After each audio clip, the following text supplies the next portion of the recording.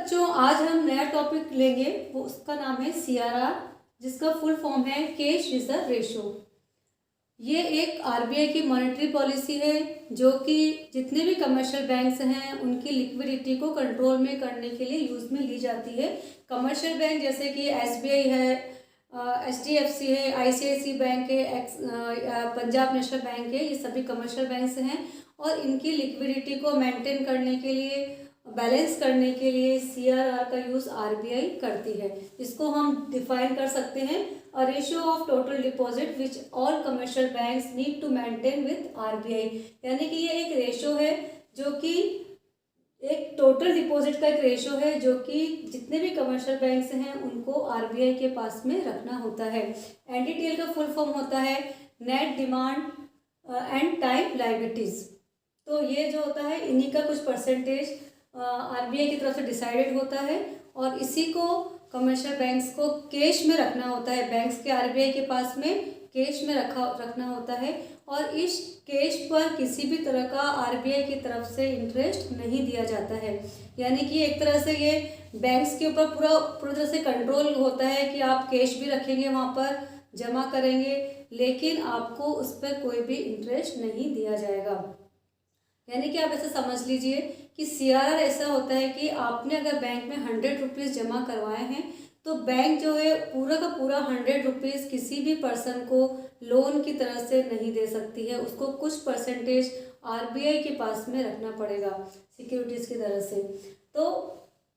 RBI जो है, जैसे कि हम एग्जांपल लेते हैं यहाँ पर कि किसी भी बैंक्स के पास में हम लेते हैं कि सीआरआर के द्वारा जो आरबीआई है वो किस तरह से बैंक्स की जो लिक्विडिटी है उसको कैसे कंट्रोल करती है। यानी कि इन्फ्लेशन की स्थिति होती है, जैसे महंगाई बहुत ज़्यादा है या मार्केट में बहुत ज़्यादा लिक्विडिटी है, उसको कंट्रोल करना है, या मार्केट में बहुत ज़्यादा मनी की सप्लाई कम होती जा रही है, किसी भी तरह का आर्थिक विकास है वो रुक गया है, तो उस समय आरबीआई किस तरह से बैंकों पर सीआरआर लगा के किस तरह से उनकी जो लिक्विडिटी है उसको कंट्रोल करती है। तो हम एग्जांपल लेते हैं कि एसबीआई है, उसके पास में 1000 करोड़ रुपीज़ का जो है एनडीटीएल है या जो टोटल डिपॉजिट्स होती हैं वो है। अगर आरबीआई इसके ऊपर सीआरआर जो है,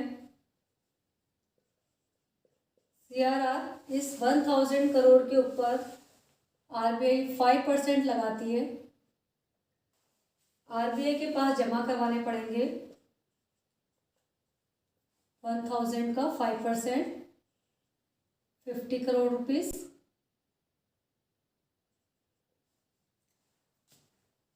और जो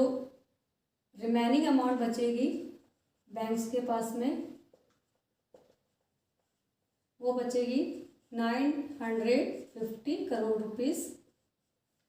अगर ये सीआरआर बढ़ाकर 10% कर दी जाती है तो यहाँ पर 100 करोड़ रुपीस आरबीआई के पास रखने पड़ेंगे बैंक्स को, और जो बैंक्स हैं उनके पास में अमाउंट बचेगा 900 करोड़ रुपीस। और अगर ये बढ़ा के 15% कर दी जाती है तो यहाँ पर 150 करोड़ रुपीस और यहाँ पे रिमेनिंग बचेगी 850 करोड़ रुपीस। और अगर इसको और बढ़ा दिया जाता है सीआरआर को 15 से यहाँ पे 20% कर दिया जाता है तो यहाँ पर 200 करोड़ रुपीस एंड यहाँ पे बचेंगे 800 करोड़। तो आप यहाँ पर ये देख रहे हैं कि जैसे जैसे सीआरआर की जो रेट्स हैं, जो रेशो है, उसमें अगर बढ़ाते जाते हैं, उनकी जो रेट्स बढ़ाते जाते हैं, तो जो बैंक्स हैं उनके पास में जो लोन और एडवांसेस देने की, इन्वेस्टमेंट करने की जो अमाउंट है वो क्या होती जाती है, धीरे धीरे कम होती जाती है। तो ये इसी स्थिति को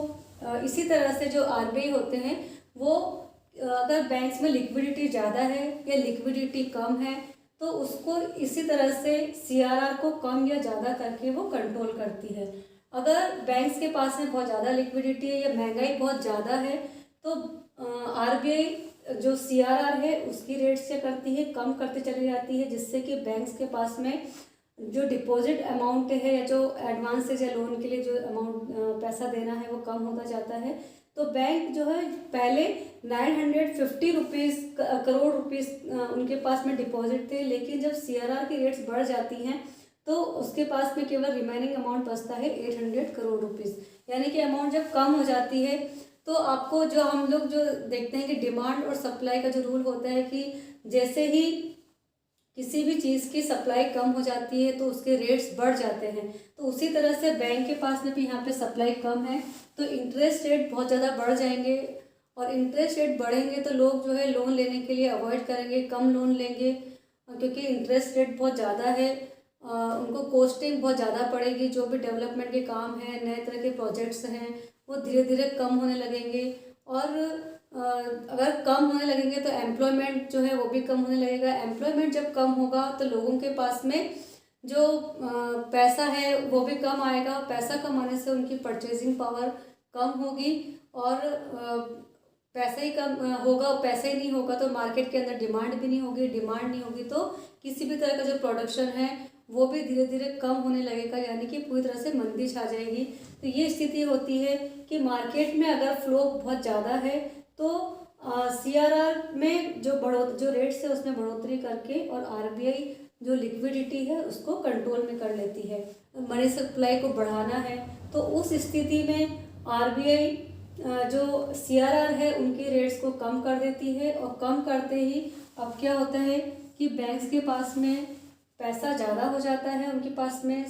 ज़्यादा अमाउंट डिपॉजिट रहती है उनके पास में, और अब वो ऐसी स्थिति में होते हैं कि वो लोन जब वो ज़्यादा अमाउंट हो जाता है तो सप्लाई बढ़ जाती है, और इसके कारण इनके जो इंटरेस्ट रेट है उसमें कमी आ जाती है, और अब वो ज़्यादा लोन लोगों को दे सकते हैं कम इंटरेस्ट रेट पर। और अगर इंटरेस्ट रेट कम होते हैं तो लोग ज़्यादा से ज़्यादा आगे आते हैं लोन लेने के लिए, और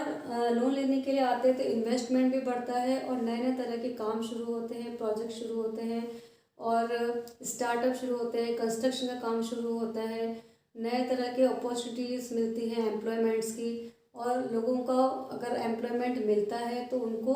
आमदनी भी उनकी ज़्यादा होती चली जाती है, उनकी परचेजिंग पावर बढ़ती है, पैसा उनकी जेब में आता है, और लोग जो है